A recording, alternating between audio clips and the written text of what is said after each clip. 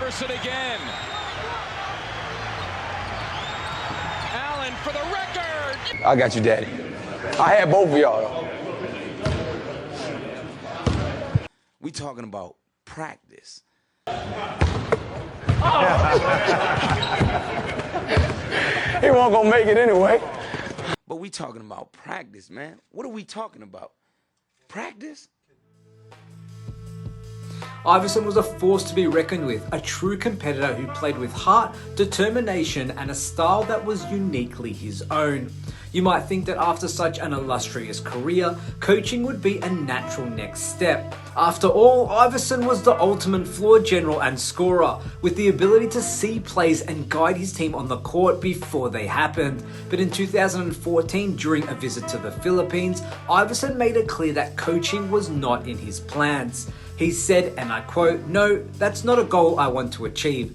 That's not something I think I'll be good at." For AI, the idea of coaching just didn't excite him. It's something he believes he just wouldn't excel at. And if you know anything about Iverson, you know he's all about being the best at what he does. But we have to ask the question, why does he feel this way? Let's talk about practice first and foremost. We all remember Iverson's infamous rant where he questioned the importance of practice. But we talking about practice, man. What are we talking about? Practice? We're talking about practice, man. We're talking about practice. We're talking about practice. We ain't talking about the game. We're talking about practice, man. When you come in the arena and you see me play, don't you? Absolutely. You see me give everything I got, right? Absolutely. But we talking about practice right now. But it's an issue that you're We talking about practice. you to raise. Man, look, I hear you. It's funny to me too. I mean, it's strange to me too. But we talking about practice, man.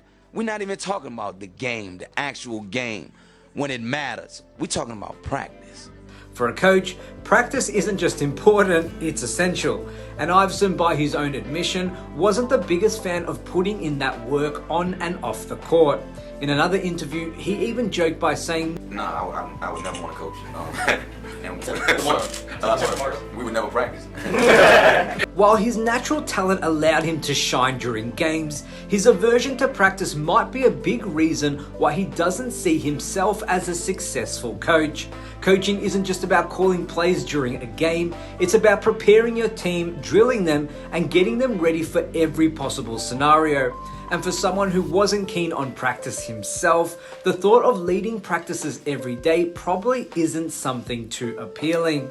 It's unfortunate really, because Iverson has so much knowledge and skill that he could pass on to the next generation, not to mention being a perennial all-star.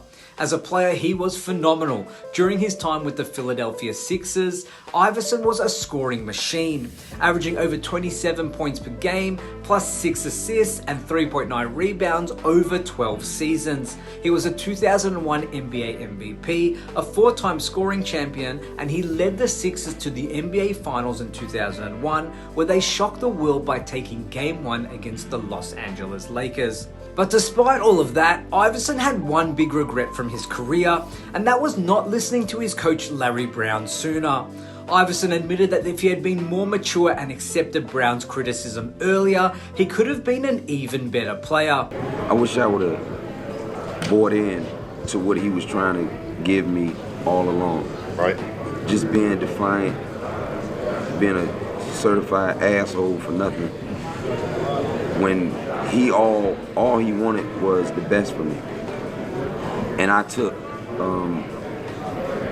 didn't take constructive criticism the way I should have. You know what I mean? Right. To me, in my eyes, like that's the best coach ever. The relationship between Iverson and Brown wasn't always smooth, but when they were on the same page, it was simply magic. The 2001 season is a perfect example of how they made it work. Iverson led the Sixers through an incredible season and an unforgettable playoff run, even though they ultimately fell to the more favoured Lakers in the NBA Finals. However, after Brown resigned in 2003, Iverson's career took a downward turn.